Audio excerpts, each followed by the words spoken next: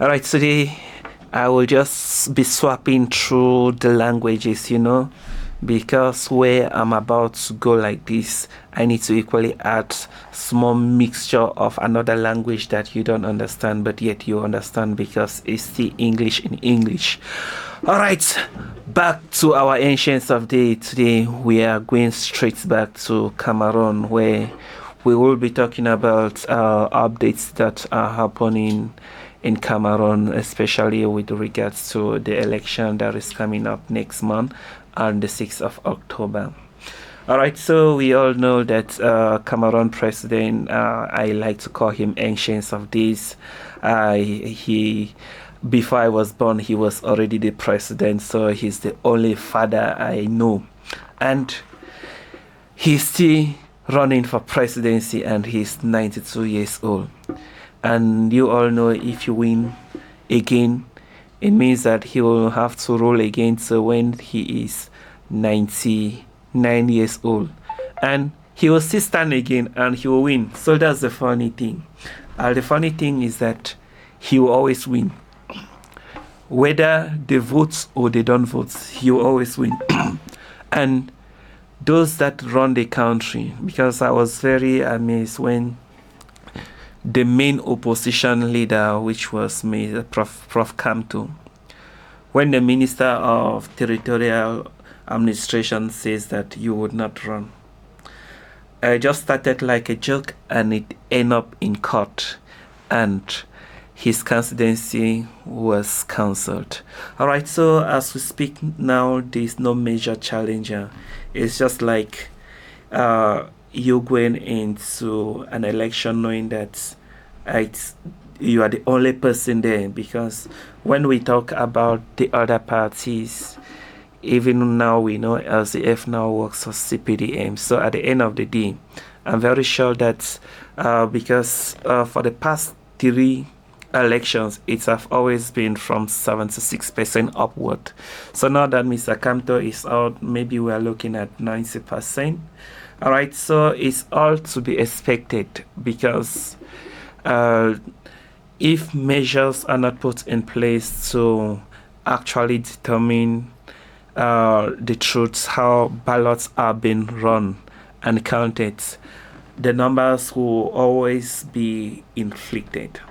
All right, so like I was saying in my last podcast, many of us, especially the youths, we always feel discouraged to go and make our opinions known, because we feel like we already know the output. All right, but change does not come like that. If you give up on change and you just sit at home and you are unwilling to do anything that can push things to be changed, it will all just end up like that.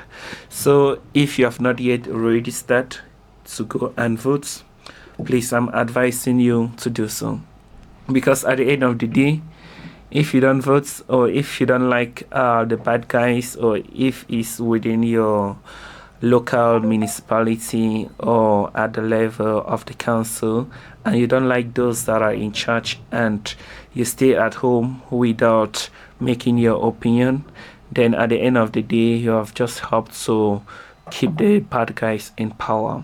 So you might not actually be targeting at the presidency, because actually, like, I see things on my personal opinion, I just prefer His Excellency, my Ancients of Days, to remain the president as of now.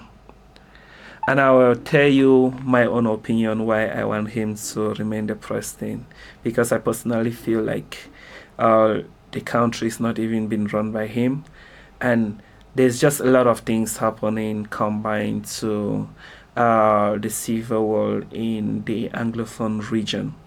And given that, especially within the Anglophone region, there have been a lot of fighting already taking place. Likewise with the other regions. So if there is a change of how things works now, you all know that there will be war everywhere.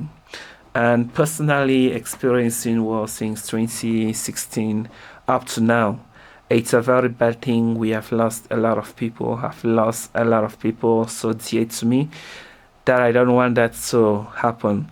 And I believe that there will be a change, and that change must start with you, making your voice heard where you start. If you look at what happened in with Gqeberha, those are the kind of people you should put in power, because if you want to target the top without targeting those that run your councils, those that are in charge of your roads, it won't change anything. Even if you put the best president on seats and you all have corrupt local governance, nothing will go anywhere, because anytime the money is being disbursed, it will all just end up in their pockets. And although it's quite a shameful thing that you'll see a country reaching everything, oil, gold, diamond, rich in natural resources, with the best faith as well, African in miniature, and yet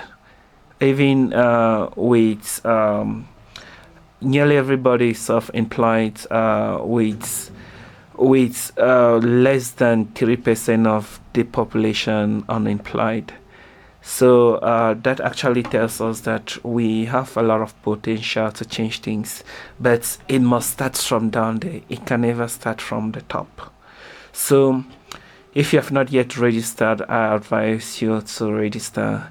As I will be ending here for today, just stay tuned as I will be updating you about Chiroma, the ex communication minister that is equally running for presidency. And just to give you the gist ahead of time, you cannot eat with the masters and fight the master, and that is what we are about to look at. Thank you. So I see you in my next episode. Bye bye.